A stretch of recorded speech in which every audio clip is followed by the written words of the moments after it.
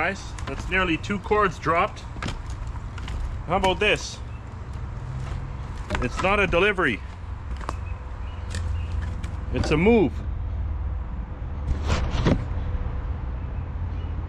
What do I mean by that? Well, I moved the wood yard. Welcome to the new wood yard. This is it. Let me put the camera back here. I'm right at the back end. And this is my new space, basically where the boat is from there. And it's a bit of a triangle. And I'd like to rent this whole space. That would be nice. That'd probably be about the size of my other wood yard, maybe a little bit more. But yeah, it's too much money for all of that. But I like this area because the guy's pretty cool. He's let me put a sign out in front, and he's let me put a bucket with free kindling. As you saw in an earlier video, my splitter is back in action, so I can clean up the pile a lot faster, so I won't have wood laying around like last year. You know what I mean? When the wood yard was absolutely full. A pile about 100 feet long, or about maybe 85 feet long, and up to 15 feet wide, and up to 5 feet high. So I'll definitely be able to clean up the wood a lot faster with that machine. But this is the second half of the big changes that I was telling you guys that was coming.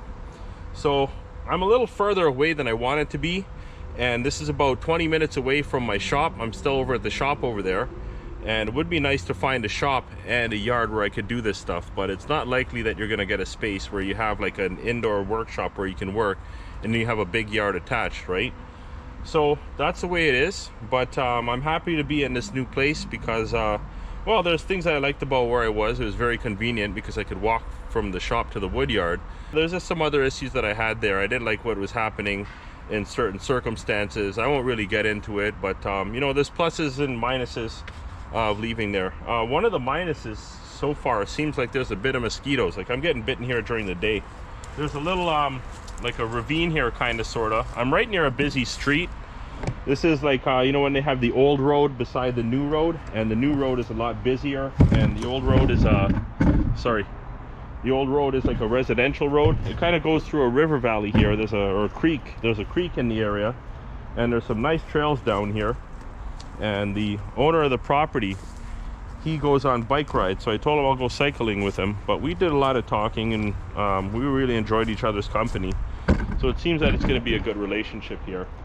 They just cut down some of the branches off of these box elder trees, and he's going to cut the one more. I do it myself, but he brought it up before me, so I'll let him do it. And then they just toss them in here. This is city property, this little forest here, so that's probably where all the mosquitoes are coming from. And there's lots of trees. It's heavily treed around here, especially with the river valley. You know, it's like a deep valley. This load is a load I have for my customer who buys 6 cords at a time, and I'm putting it down here. I'm going to put my 40-yard bin up where the truck is, and I'm actually going to move some of this wood back because I want the bin back far enough whereas the roll-off can come. I'm going to have the 40-yard bin in this spot here, so I'm going to move this wood, and I'm going to talk to the driver and make sure he has enough room to back in and put the or to pick up the bin or put the bin down. And eventually I might start loading this wood on the side because I'm probably going to be stocking some firewood for sale there. I'd like to keep the wood up to the front, but the problem is I need the bin accessible, I need the boat accessible, and I need my firewood accessible. So with a triangular front entrance, it's a little tight there to have everything right at the front, you know. But what I'm going to do is I'm bringing my 20-foot container, and I'm going to put it back here right up in the corner, and I'm going to have a wood section here that I can fill next year's stock, right? And then all my IBC totes, which I am going to phase out, a lot of them anyway, I'm going to put them along here, and then the boat's going to go up at the front. And I don't mind if I have to move the boat to get the roll-off out, because you know, the roll-off bin only goes out maybe 4 times a year, right? So I can just put the hitch on the truck and I can just pull the boat out of the way, and then the roll-off driver can come. But I'm going to measure exactly where I can put my roll-off bin, and it's going to be somewhere around here, give or take a few feet. I put the boat right in front of it. It's okay. The roll-off guy just has to be able to back in from where that fence is up there, right? So in terms of power, this guy I talked to next door, it's a mechanic shop. It's all like mechanics and car sales places around here. And then this is a little strip. This is like probably the main little part of what would have been like a small town here. So it's like the main strip, you know, very old school, quaint shops, you know, some newer businesses and whatnot, but really old buildings and stuff like that. How about this? So right across, when you go out to my entrance, I'll show you guys the entrance. There's supposed to be a guy who's into cement and stuff, and he's supposed to be moving in here. He's got to get a vehicle shipped from Alberta, and he's got to get some Portland cement, which he can't get. But right up here, this is my entrance here, way up at the front. So I'm gonna have to back in certain times, especially with the boat, and I gotta make sure I leave enough room to put the boat there, right? That's the thing, because I gotta be able to back in and then get the boat on property, you know what I mean? So I'd like to have the boat where it is, but it's just the ground is not level here. So I don't want all my totes, and you know, even if I have loose firewood rows, I don't want them all, you know, on an angle, right? And like I said, I'm getting rid of some of the IBC totes, and I'm just gonna put wood on skids and do it like that, because it's a lot easier to load the wood instead of using the IBC totes. He said he's gonna cut down these trees, and these are black locusts, so I'll get the wood from there. He said like these things are not even 2 years old, and look how much they've grown, right? But anyways, I don't know if you could see it from here. Probably not. You have to go up to the corner and then you have to look across, but no, you can see it. Yeah, right ahead, that storefront across the street from this unit here, that's called Northern Smokes, and they're a smokehouse, and that guy bought wood off me before. I sold him a couple loads before, and you know, nice straight 16-inch pieces I gave him first, but then he called me the second time and he needed more wood, and he buys like a cord at a time, right? And so he's pretty popular. He gets a lot of business there. But anyways, the second time around, I told him, okay, I don't have 16-inch, 12-inch, whatever. I have all cutoffs, right? Do you want to buy that? He said yes. Well, I dropped him the load, and then he was unhappy with it, right? So he never called me again. So I was like, whatever, you know, it is what it is, right? So I didn't have to worry about firewood sales at that time. So anyways, I just spoke to him this morning when I dropped the boat off, and he said he's down for a load of wood. So on Friday, I'm gonna bring him a full cord, or what we call a bush cord in Canada. I was in the wood yard till 6 a.m. last night, just trying to clean up and move things around so that the new tenant could come in. He's okay with me having some stuff stay there. I just have some logistics issues. Once I get everything together, I'm gonna finish up all the prep in there. Most of it's done. I just have to prep what's inside the container, and I'm gonna split a little bit of wood. So the container just has a shelf with my firewood bag cutoffs, a toolbox, a few other accessories, and that's it. So there's not much to do. I've already been in there kind of cleaning it up. So yeah, I guess maybe another 3, maybe 4 hours inside the wood yard today, and then I'm done splitting in there and everything, and then I could start carting things over here.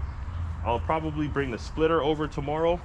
I'll bring some wheelbarrows and stuff like that. I got some sawdust there that I gotta probably get rid of. There's one guy who lives far out west, and he wants to get some, so he probably won't come if I bring it all over here. But I wouldn't mind just dumping it and not bringing it here, you know. The landlord's gonna let me put bin with kindling out there, so I'm just going to take a 40 or 55 gallon drum, chain it to the fence, and say free kindling, because the new machine, it produces a lot of chaff, so there'll be a lot of kindling that'll come out of all the wood when it's split. And then he's going to let me put a sign right on the front gate, not off to the side or anything, a sign with my business right on the front, and I'm going to be able to do some advertising like that. So this guy's pretty cool. So looking forward to being here and seeing what happens. And also too, I'm on the east side of the city now, and it's about 20 minutes from the wood yard and the shop. So that's without traffic. The traffic's not too bad unless it's rush hour, and even it's not that bad, you might lose like another 10 minutes. What should work out with being in this area too is I'll get a new customer base. I'll keep some of my old customers. It'll be a few, like, you know, they won't want to order because, well, that's the customers who drive and pick up anyway, right? But there's other people who I can deliver to, and you know, even that might be a little bit further, but you know, I can just arrange my jobs to deliver whenever I get my other jobs for my scrap metal business, right? And all the other stuff that I do. So I'll get a lot of clientele in this area. A lot of these houses in this area, they have fireplaces. Just going across the border over the Rouge River into Pickering, they have lots of houses with fireplaces there too.